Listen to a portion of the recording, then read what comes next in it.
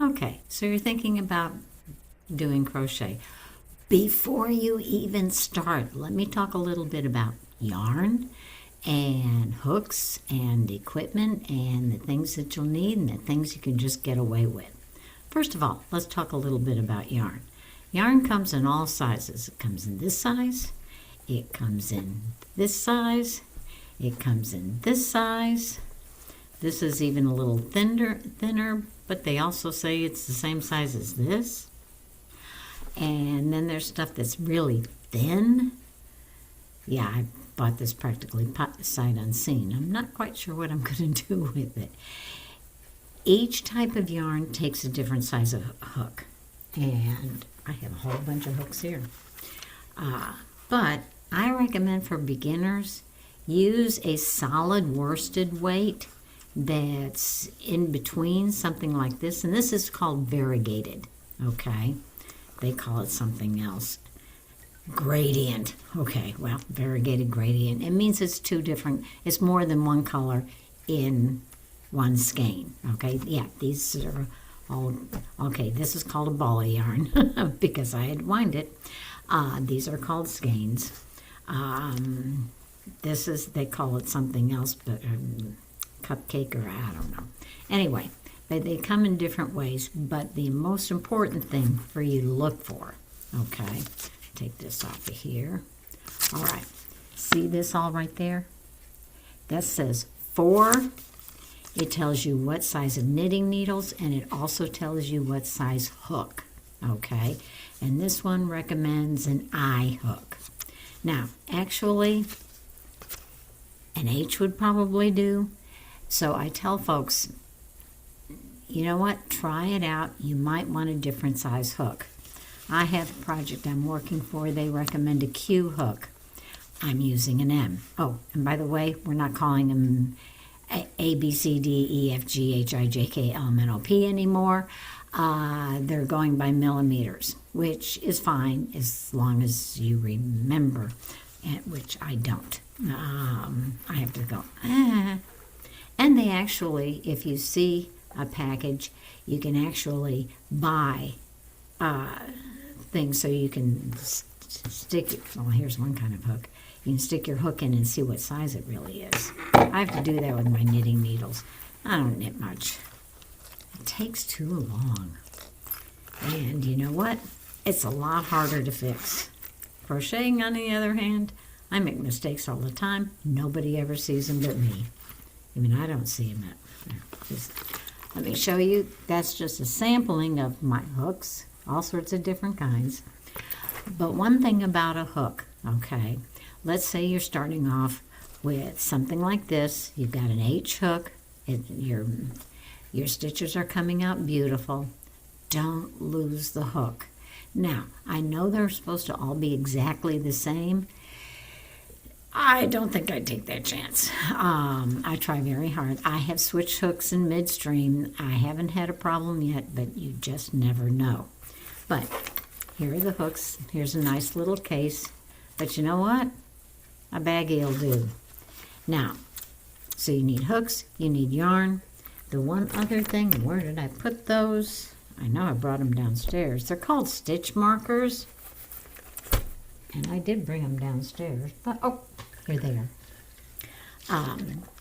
Stitch markers, that's so you know where you need to come back to or you need to mark something off. I crocheted for probably close to 40 years without ever using a stitch marker. If I needed one, I just cut off a little piece of yarn, tied it where I needed it, and went on from there. So you don't have to have stitch markers. But they're nice to have. But the one thing, especially if you're making sweaters and those kinds of things, I have a set over here, okay? But the other nice thing is people know what to buy you for Christmas. You know, like a gift certificate to Michael's. Oops, there went my stitch markers. Hobby Lobby. As you can see, I'm doing this in my basement. Okay. These are needles so that you can sew things together. And I have other lessons where you'll learn how to do that. There's 6 of them in here. I buy 2 packs. Of all the things I have in my life, I lose more of these than I do anything else. It's amazing. It's like they disappear. I said, oh, why are you buying 2? Oh, so I can lose the first 6 because I'm going to need the others. But they're nice to have for sewing because, yes, you can do it with a crochet hook, but this goes a little bit faster. Okay, so then they have really fancy hooks, like this one I showed you earlier. This one you can count stitches or you can count rows on, which is nice, especially if you have significant others who like to interrupt you and play games with you. Oh, you're counting 7, 12, 84, and yeah. So this is nice to have. It also, you can detach this part and put different size hooks on there, which makes it very convenient. The other thing you're going to need, because I have found when I have to wait in doctor's offices or other places, or I'm riding in a car, I take my crochet with me. Why waste the time? Okay. Any kind of bag will do, okay? My husband had surgery once, and they had the thing for patients' clothes. That makes great bags. This one I got for my mammogram, which was kind of nice. And then measuring tape is nice to have, although it doesn't have to be a fancy sewing measuring tape. Any old measuring tape will do, because this is one of the things I'm going to put a video on. I'm making one of these. Okay, it's called a cocoon. And actually, it was generated by AI, and guess what? AI was wrong.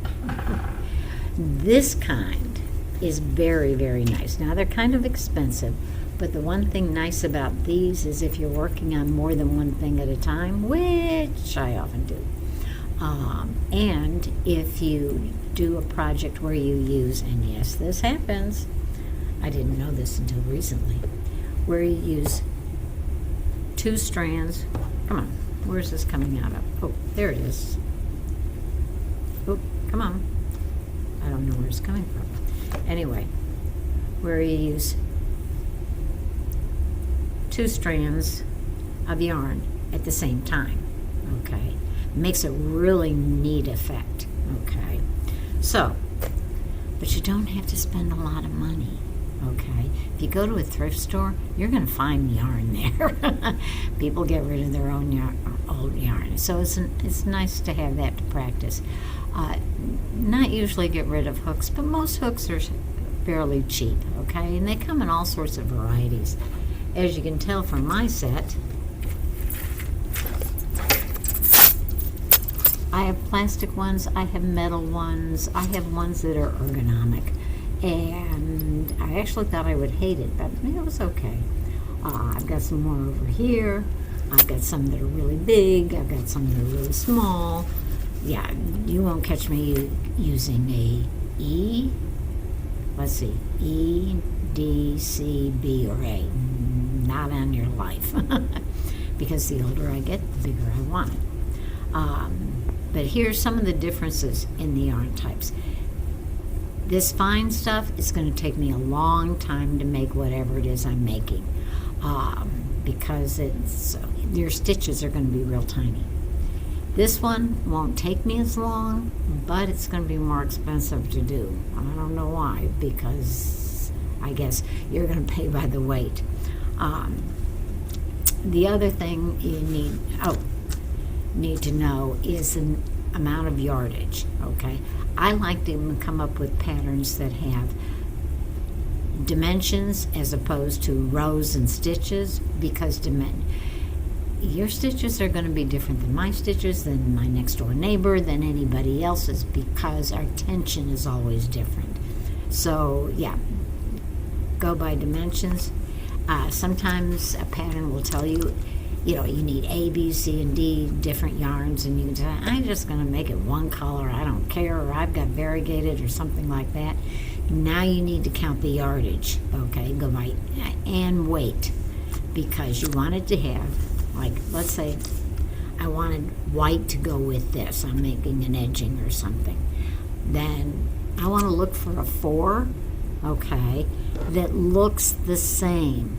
Not this 4, okay? This 4 is a little tiny. But a 4 that looks like this. And I'll look for the yardage. Where's the yardage on this one? It's got to be on here somewhere. Oh, right there. See down at the bottom? Yardage. This one's 360 yards, and it's 7 ounces. Okay. So yeah, you're going to have to do some math. I'm real sorry about that. Because if you have something that's about 360 yards, but it's 10 ounces, it's going to be thicker than this. Or if it's 4 ounces. This one's also a 4. Now, they recommend an H hook, yes. But I have seen sometimes they'll recommend a hook, you do your stitches, and they're all loose and hanging. No, just go down to a smaller one. So, I hope that helps and gets you started. You need a bag, you need a hook, you need yarn. And you get to decide which ones you want. G and H and a number 4. You might even go to an I if it's really thick. Okay, even though it says 4, they're not all the same. And you'll see patterns where they want you to buy this really expensive yarn that's $10 a skein. No, this one was pretty cheap. But I made a sweater. It's called a poncho cardigan, and my husband walked by, he goes, that's a $100 sweater. I go, I paid $20 for the yarn. Of course, my time, but the enjoyment and things like that. So, I hope you've enjoyed this little video on what to do before you do anything else. And I'll see you in the next one.